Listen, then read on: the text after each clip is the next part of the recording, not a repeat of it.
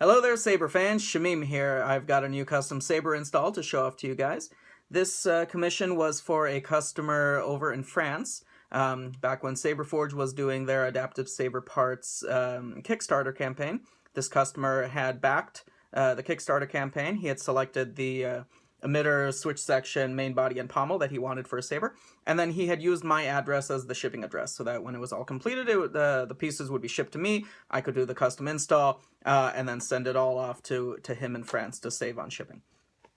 When the parts finally arrived, I sent him pictures, and he said, "I'm not super happy with the matte finish that is on the Saber. Is it possible to do, chrome plating, mirror polish, something? What options do we have?" So I went through the options, and he decided on doing a mirror polish on the hilt.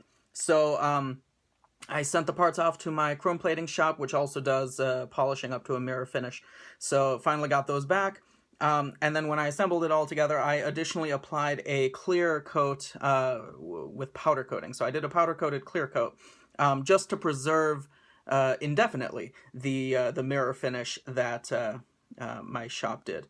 So this mirror finish won't ever scratch or fade away. It'll be this finish forever, which is nice. Internally, what he wanted was a green LED with white flash on clash. And for the soundboard, he wanted Spark 2 by Nigon Electronic Creations. The three fonts that he selected were Glare, Form 4 Ataru, and Tano, which is Ahsoka Tano's font. So I did all that install. We have a 2-watt high bass speaker, the Spark 2. It's an 18650 lithium-ion battery. We have a recharge port with a single activation switch. Due to the Spark 2's configuration settings, you can activate all the features just with a single AV switch. So since the Saberforge sabers are set up for just a single switch with a recharge port, there was no need to install a secondary switch. So all the blaster, deflection, lockup, switching the fonts, everything is controlled with a single switch, and we'll demonstrate those features.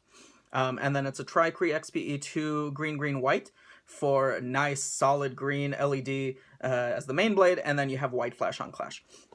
So let's take a quick look at the Saber. We have there you can see how chromy and shiny it is. You can see my fingers reflected in it.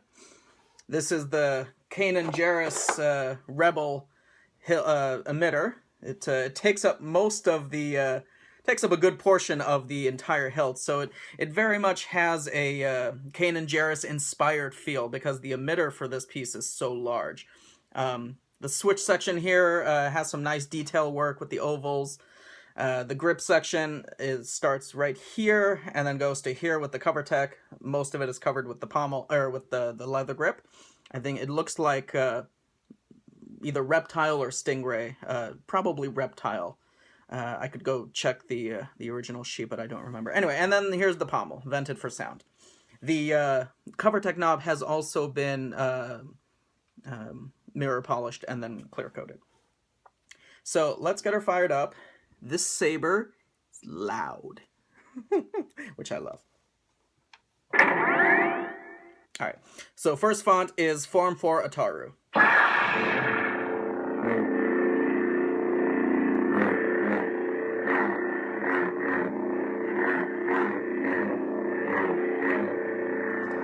The settings are currently very sensitive, so even the slightest movement of the hilt produces a swing sound effect. And those settings are adjustable on a scale of like 0 to 250 or something like that. So you can set how sensitive you want the swings and the clashes. We've got blaster deflection, which activates the white.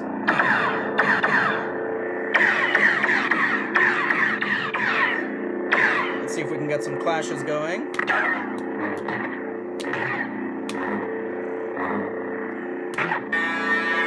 So once you activate a clash, either on the hilt or the blade, and you immediately press the auxiliary, the main switch, that's when you can activate the lockup sound effect.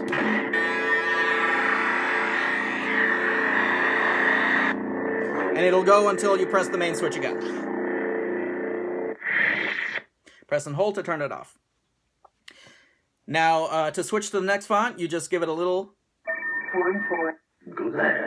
So when you do it, when you give it a twist the first time, it'll play the current sound font's boot up sound, which is Form 4, Ataru.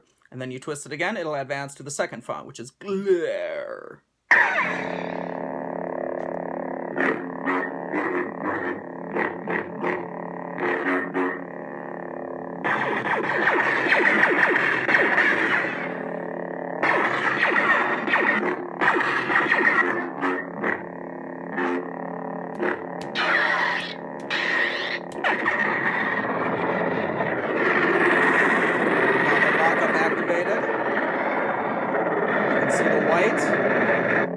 And then it goes back to green. And off. So, this is where the fun begins. Tano. I really enjoyed this font.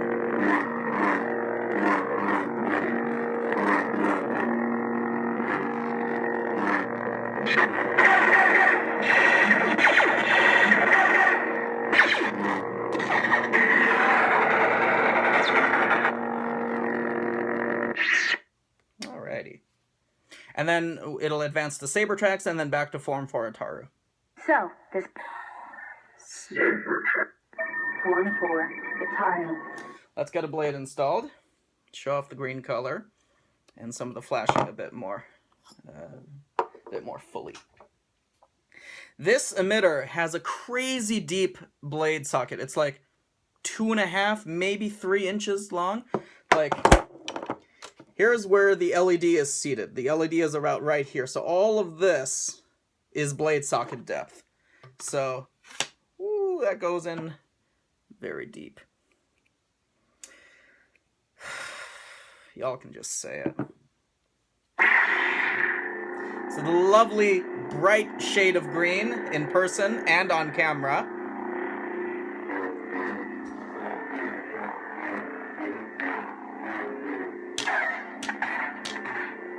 White flash on clash.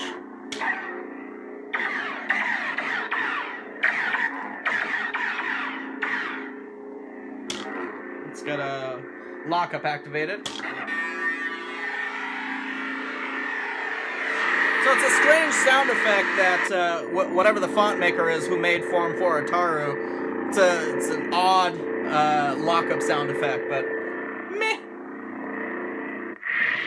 What's really cool about the NEC sound fonts is that since all the sound effects are layered over the hum in real time with the soundboard, if you don't like the ignition or the lockup or some of the clashes and swings and blaster, whatever, you can copy and paste from any different NEC sound font and have it layer over the hum in real time. So if you really like this hum, but you really want the power on from the Tano sound font, you can just copy paste, boom, and it'll mix in real time.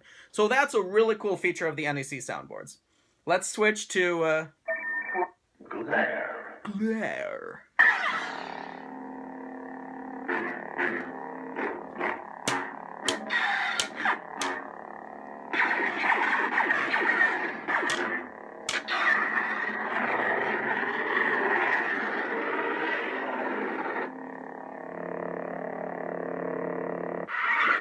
And the final font. So, this is where the fun begins. Nice. So there is a little bit of pulsing. You can see on my face there. Each of the sound fonts pulses in a slightly different manner. None of the blades are static.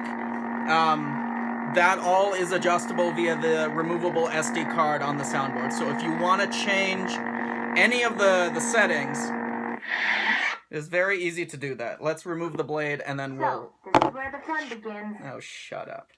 Let's throw that blade, the kill key in. Let's do a quick reveal of the chassis.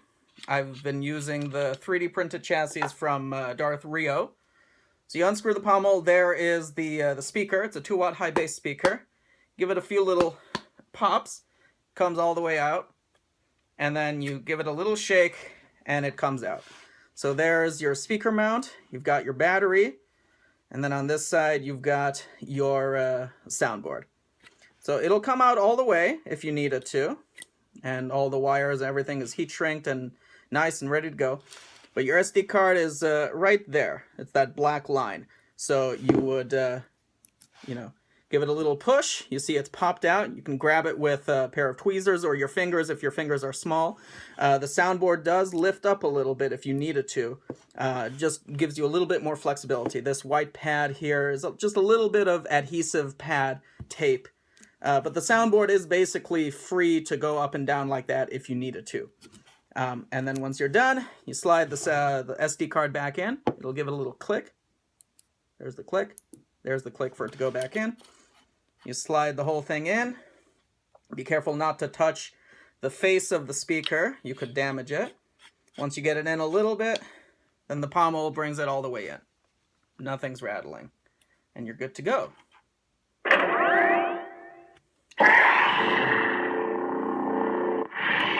So there you go, guys. ASP saber with mirror finish and then a clear coat. This nice synthetic leather wrap. And then we have a Spark 2 install, green, white LED. I'll be shipping this out tomorrow to you in France. And I hope that it makes it through customs okay. Thank you all so much for watching, and may the Force be with you.